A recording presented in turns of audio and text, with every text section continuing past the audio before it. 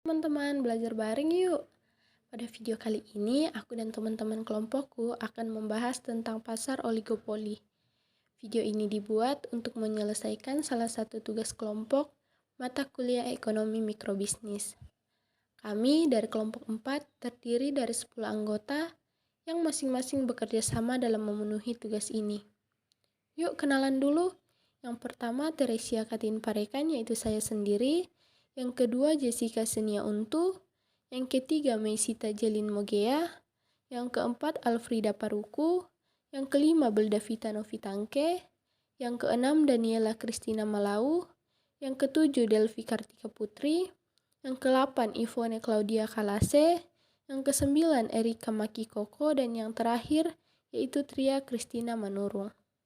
Pokok pembahasan kita pada video kali ini yang pertama yaitu definisi pasar oligopoli, yang kedua ciri-ciri pasar oligopoli, yang ketiga jenis-jenis pasar oligopoli, yang keempat kelebihan dan kekurangan pasar oligopoli, dan yang kelima yaitu contoh-contoh pasar oligopoli.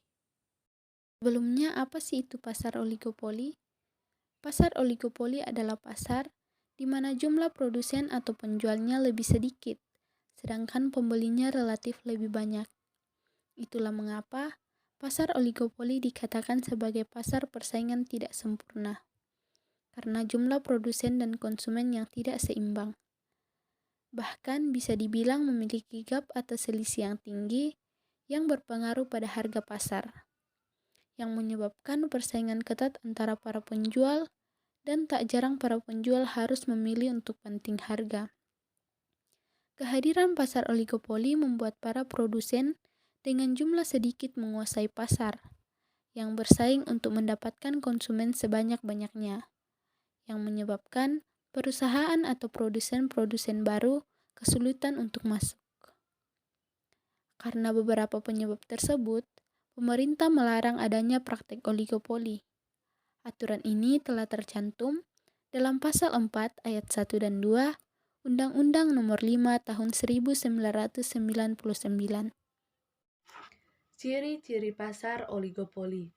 Pasar oligopoli adalah praktek ekonomi yang bisa Anda kenali melalui beberapa karakteristik. Hal itulah yang membedakannya dengan jenis pasar lain. Jika Anda belum memahaminya, ciri-ciri pasar oligopoli adalah sebagai berikut. Yang pertama, penjualan bersifat homogen.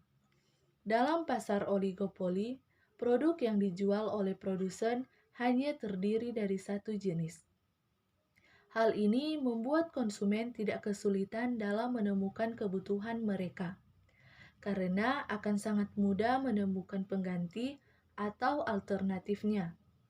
Misalnya saja, produk yang dijual adalah roti, namun seperti yang kita ketahui, produk roti cukup bermacam-macam, baik untuk variasi menunya atau brandnya. Dengan begitu, cukup mudah menemukan varian satu dan lainnya. Dan yang kedua, ada dua produsen atau lebih. Seperti pada umumnya, pasar oligopoli adalah pasar yang di dalamnya terdapat dua produsen atau lebih, namun kurang dari 10 dan sangat terbatas. Ciri inilah alasan mengapa persaingan pada pasar oligopoli tidak sempurna. Karenanya, untuk menghindari dampak tersebut, sebagian besar negara melarang adanya praktek oligopoli. Hal ini dilakukan agar pertumbuhan ekonomi di suatu negara dapat berjalan lancar. Lebih dari itu, supaya produsen bisa bersaing dengan sehat. Memerlukan strategi marketing yang matang, karena persaingan yang terjadi di dalamnya sangat ketat. Tentu setiap produsen memerlukan strategi marketing yang matang. Strategi tersebut untuk menarik para konsumen yang menjadikannya pelanggan. Tanpa adanya strategi yang matang, sulit bagi suatu produsen untuk bertahan di dalamnya. Tidak sulit masuk, namun bertahan dalam persaingan oligopoli juga cukup menantang loh sobat. D. Harga saing relatif sama. Seperti yang telah dijelaskan sebelumnya, bahwa dalam pasar oligopoli hanya terdapat satu jenis produk atau homogen. Lalu apa pengaruhnya dengan harga? Tentu saja, jika harga yang ditawarkan oleh satu produsen memiliki Misalnya saja perusahaan A menjual produknya seharga 5.000, sedangkan perusahaan B menjual produk lebih mahal sebesar 8.000. Apa hasilnya? Tentu saja konsumen akan langsung memilih produk perusahaan A. Ciri-ciri pasar oligopoli yang kelima yaitu sulit ditembus produsen baru.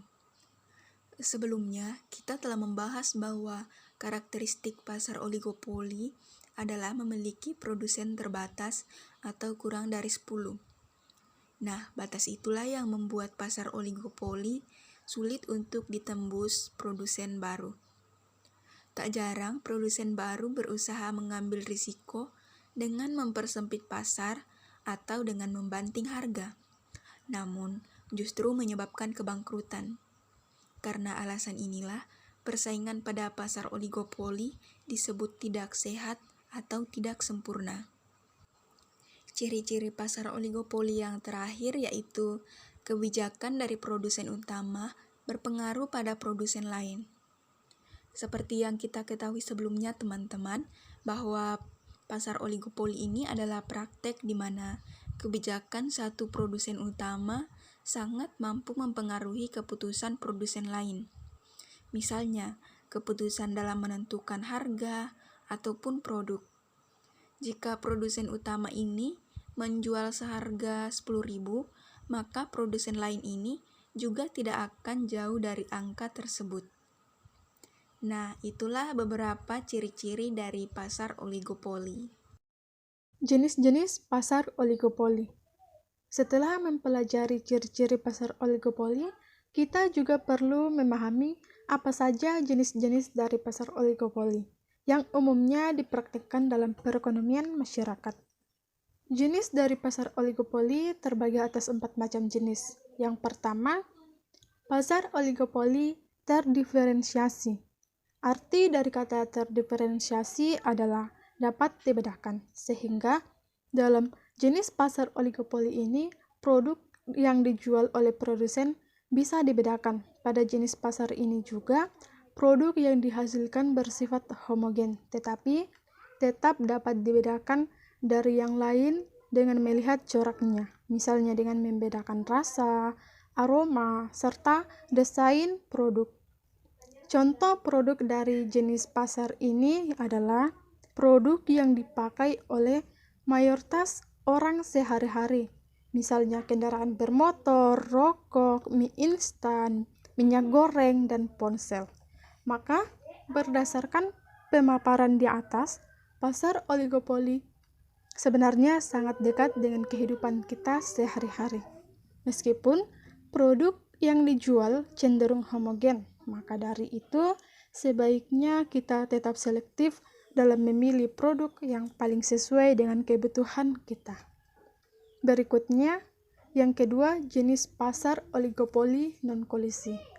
Pasar oligopoli non-kolusi adalah pasar yang dimana jika ada perusahaan yang ingin memainkan harga suatu barang atau jasa, perlu memperhatikan kondisi atau perkembangan yang terjadi pada perusahaan lain atau dapat kita sebut kompetitor.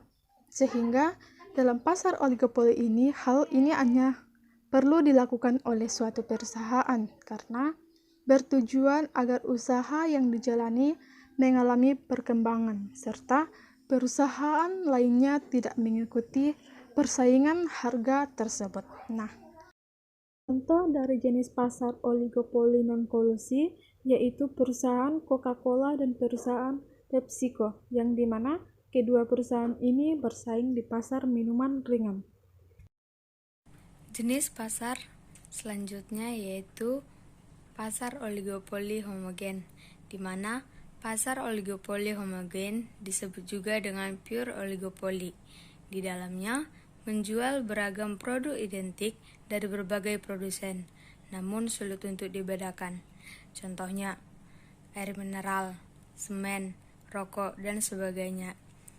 Dan yang terakhir adalah pasar oligopoli kolusi, yaitu suatu praktek di mana para produsen saling bekerja sama untuk menaikkan harga, sehingga bisnis bisa berjalan statis. Bisa dikatakan, jenis yang satu ini tidak memiliki persaingan ketat. Nah, itulah jenis-jenis pasar oligopoli. Sekarang kita akan membahas tentang contoh-contoh pasar oligopoli. Setelah mengetahui pengetahuan dan ciri-ciri pasar oligopoli, maka berikut ini akan dijelaskan tentang contoh-contoh perusahaan yang bergerak di dalam jenis pasar ini, yang semoga juga bisa menjadi pengetahuan. Sudah dijelaskan di muka, kalau pasar jenis ini berisi produk homogen yang bisa saling menggantikan satu sama lain dan diproduksi secara besar-besaran oleh perusahaan yang jumlahnya tidak sampai 10 unit. Jika dilihat dari pengertian, apa sih contoh-contoh dari pasar oligopoli itu? Nah, salah satunya yaitu perusahaan rokok. Ini dia contoh-contoh yang lainnya. Pertama, industri semen. Contohnya, perusahaan semen Indonesia yang diproduksi oleh PT Semen Indonesia yang dulu dikenal dengan nama PT Semen Gresik. 2. Industri kendaraan. Contohnya yang pertama, Toyota. Perusahaan Toyota di Indonesia adalah Toyota Motor Manufacturing Indonesia. Produksi Toyota di Indonesia dapat mencapai 200.000 unit dalam 1 tahun. 2. Honda. Honda mempunyai pabrik di Karawang. Pabrik tersebut bisa memproduksi mobil sampai 200.000 unit dalam 1 tahun. 3. Daihatsu. Daihatsu memiliki pabrik di Sunter dan Karawang. Pabrik tersebut bisa memproduksi mobil 180.000 sampai 200.000 unit dalam 1 tahun. Contoh pasar oligopoli yang ketiga yaitu layanan telekomunikasi. Contohnya XL Axiata.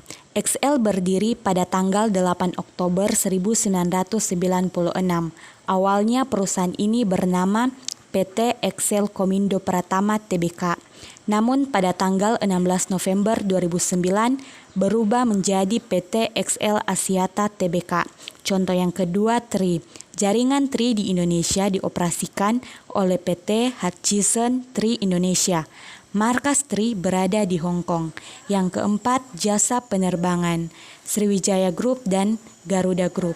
Saat ini di Indonesia, pemain besar dalam industri penerbangan dikuasai oleh Garuda Group dan Lion Group. Adapun Sriwijaya Group berada dalam posisi menjalin kerjasama operasi dengan Garuda sehingga berada dalam naungan Garuda Group.